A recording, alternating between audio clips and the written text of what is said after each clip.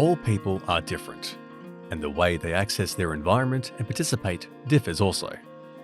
Some people have physical access requirements, which means they may use a wheelchair or walker to get around. Some people have sensory access requirements. This means they might have sensory needs which impact how they experience the environment around them. People may use aids like glasses or a hearing aid, or benefit from adaptations to the environment like a quiet space. So, what are communication access requirements? Communication access requirements is a term used to describe someone who has difficulty communicating. A person who has communication access requirements may have difficulty sending a message, or difficulty receiving or understanding messages. Some people may have difficulty both sending and receiving messages.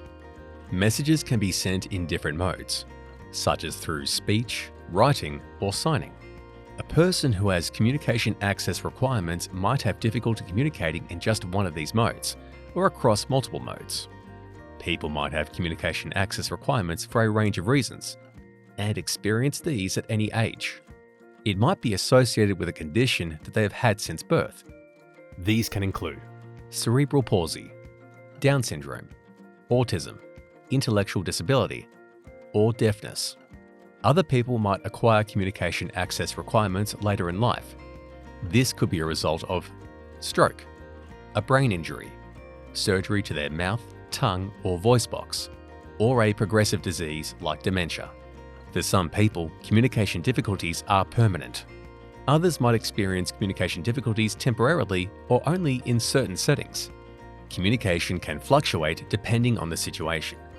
For example, a person who only speaks English may have difficulty sending and receiving messages when they are in a non-English speaking environment.